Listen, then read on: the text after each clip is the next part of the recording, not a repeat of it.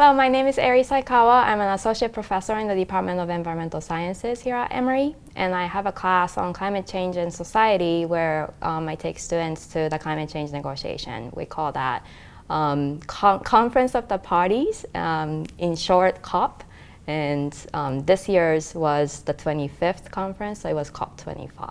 Mm-hmm. And my name is Jennifer Fundora. I graduated from Emory University in 2018, where I studied environmental sciences and international studies. Eri was my mentor. She and I did research on Haiti and the Dominican Republic, deforestation in both countries, through the Mellon Mays Undergraduate Fellowship Program.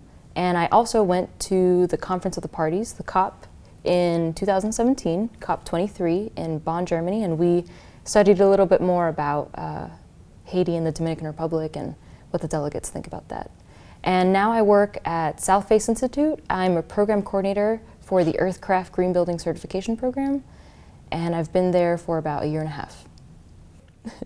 So you were working on a research topic related to deforestation in Haiti Yes. and Dominican Republic. That's a very interdisciplinary topic, very difficult, related to climate change as well. I was wondering how that experience was important in the experience at Emory. Yeah. So that's how you and I got to work really closely together. This topic about deforestation in Haiti and the Dominican Republic was really interesting to me because my parents are from Cuba. It's the similar region. And I got to experience both the scientific part of collecting data, analyzing it, and also the portion of having a human interaction with people. So at the COP, when we went to the United Nations in 2017 in Bonn, Germany, I had the opportunity to speak to a delegate from Haiti and the Dominican Republic. Right. So it was nice to have the concept of what I learned in the classroom, what I actually got to study through different research articles that I read, through the data that I collected, but also get to experience that with people who actually live in these countries, right? Right. Who experience the effects of deforestation, especially in Haiti and the Dominican Republic. And talking to people who have these experiences and the delegates who are there to talk about climate change in a global scale was really interesting because they both have different takes on how they're going to adapt to climate change, which is interesting, right? Because the data that we collected isn't devoid of human interaction, and seeing people actually talk about how these things are affecting their everyday lives is fascinating. So it was a nice experience to have the research within Emory and also in the real world. Right. So, yeah. So did that change your perspective by going into the COP, like how you see the climate change or how you see about the environment? Yeah, I think so. When I came into the class that we took to be able to prepare ourselves to go to the COP, I was filled with hope, right? I really thought that international negotiations at this scale is what solves the climate crisis, right? That wasn't really the expectation that I had, especially with this year's COP in Madrid. It fell flat for a lot of people. It is frustrating to see all these delegates coming to a conclusion where we don't really know what's going to happen. Right. And if it's going to be enough change in enough time. So I left the COP feeling like there was an urgency to act, right? To be able to make a difference. And it doesn't always mean that it's going to be at a high level, at like from top down. It might be a grassroots type of movement. And I think that's the biggest takeaway that I got from the COP was not all of the change that you want to see has to be from these high-level diplomats. It could also be a lot of grassroots change. Right. Yeah. What did you think about taking students to the COP? And you've been doing this for about 5 to 6 years, right? Yeah, 5 years. How has that changed over time? What do you think about what students have learned in the first year versus now? Yeah, that's a great question. So when I first went in Paris, I thought that would be the only time that we go. Oh, really? And so, we would see the Paris Agreement, that was great, but I realized that education is really not one way. It's like by going to the COP, it was great to be able to learn together with the students that you can really not experience in the classrooms. And then I realized that we all gain a lot by learning together and also having the dialogues with many people like you did with different delegates. And so this year it was really great to be able to have 16 students in Madrid. Oh my God. And we also had an exhibition booth where we were able to talk about the students' research to other people. And the minister of Barbados actually came, and then he was very interested in learning about what we do at Emory. So yeah, that's a great experience for me and then for the students, and to really get to know the students well. Yeah. That's so fantastic. I was curious, so you work at Southface now, and you're really educating people, I think, about the environment. So how would you use the experience of the COP potentially to make a better dissemination of the knowledge at Southface? Right. It's interesting. Well, Southface is one of the oldest nonprofits in the Southeast. Okay. I actually found that out this year. So it's nice for people to come to become educated with Southface. A lot of different organizations who are doing sustainability plans, who are thinking about resilience and climate equity, which is fantastic, right? To be able to get everything that I learned at Emory and be able to apply it in the real world is really great. But I learned a lot at the COP that it also depends on how you frame the idea of climate change, especially in the United States. It's extremely partisan how you actually talk about the climate crisis. For example, for our conservative, more leaning partners, businesses, and individuals, you shouldn't use just climate change as an idea, right? Because it can be overwhelming, or sometimes even with talking about climate science, it might be a sort of skepticism that they have. Right. So you should bring it up in the terms of job creation, human health. So air pollution is a huge issue for more conservative-leaning individuals. So I've learned that it really depends on how you frame the conversation about climate change and global climatic change that makes a difference in changing hearts and minds, as opposed to just saying, these are the scientific facts. Because that might not always resonate with people, right? That's right. There's sometimes, and it's weird because this is such a scientific, complicated, and complex issue, but I feel like we have to bring ethos into it. We have to bring the human aspect, because for some it just doesn't resonate that way. Right.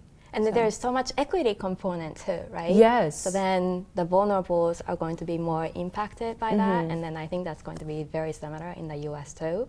So then being able to talk about it in that context, maybe like the Southface is going to be very important in that. Yeah, no, and it's great because Southface has a really good mission of bringing equity into everything that we do. It's not only just, well, first the topic of equity exists in our organization, which is fantastic. That doesn't always exist in every organization, especially in environmental organizations. It's a sometimes new idea. That's true, but I like that it's centered throughout all of the work that we do. So I work in a green building certification program, and equity through affordable housing and housing for all is still something that we talk about and something that we try to include into our program and into our certification. How has equity come into your conversations and research? Because I know you've done research here in Atlanta that has touched on that issue. Right. So we were first working on agricultural soil because we were interested in climate change coming from agriculture, and we first started looking at greenhouse gas emissions coming from cornfields, and then we realized that farmers are not very interested. But then there is urban agriculture going in Atlanta, and then we decided to look at heavy metal problem, and then we found a lot of heavy metal contamination in West Atlanta, which was very concerning to us. But then it also led to the EPA investigation by doing the community-based research. And I think a lot of students saw the importance of being connected to the real world. And I think that's very similar to the COP situation, where we are actually able to see a lot of indigenous population coming to the COP and then talking to them about how they are being impacted. And then also in Atlanta, being able to talk to the people that are impacted by this problem. But then also being able to link it back to the climate change issue as well, so that we are not just solving the heavy metal contamination issue, but then we can potentially be dealing with how can we have a better agricultural practices that can reduce environmental impact. So I think being able to work in the climate change arena with students that are interested in the hands-on research, that's just very, that's just so meaningful to me, and then I hope that that spreads out to different parts of the world too. I think that's one of the things that really affected me when I went to the COP. Was there was a session back in 2017 about immigration with justice or immigration with dignity, where people from the Marshall Islands, from Fiji, are contending with climatic change, where they're going to lose their homeland, right? They're not going to be able to go back to a certain sense of space, a certain sense of place. So that was one of the things that really meant a lot to me when I learn about these things in our classes and in our seminars, but it really hits home when people are saying, this is how we're going to deal with this in 5-10 years. Yeah, so that's very true. So how do you think we could potentially empower students better, like at Emory, in having them increase their awareness on the environment or climate change? I think this is a hard question just because I'm a late millennial, and I think of the next generation as this like fantastic, like very aware of the climate crisis. But I think we should continue to educate them on the scientific portion of it, but be very honest and say mitigation is the goal. We always want to be able to mitigate before these 12 years are up.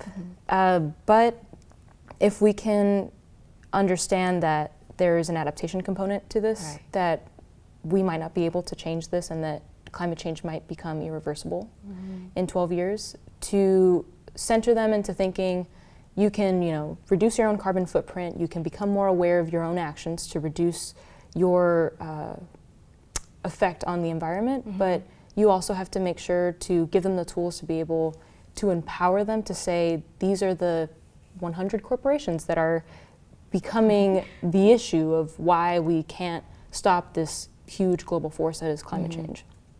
And to give them the tools to empower them and say, it might feel overwhelming and there might feel a sense of hopelessness when you think this is such a global issue and it will be affecting everyone, but if you can say, this is how you write a letter to your congressman, this is how you have a policy brief where you say, this is how I'm going to change hearts and minds on these issues. I think that will help empower people instead of feeling this overwhelming just anxiety about how this is going to change the world. Right. So the action is very important, right? Yes. I think we learn a lot by reading things, and then I think students are really wanting to take action, and how can we make that happen? And I hope that going into the climate change negotiation, it can be a preparation for that, or after the fact, if that could lead to some kind of climate action. I think that's very powerful. I think the class that we had was really nice because we learn about all the research, we know all of the scientific jargon, right?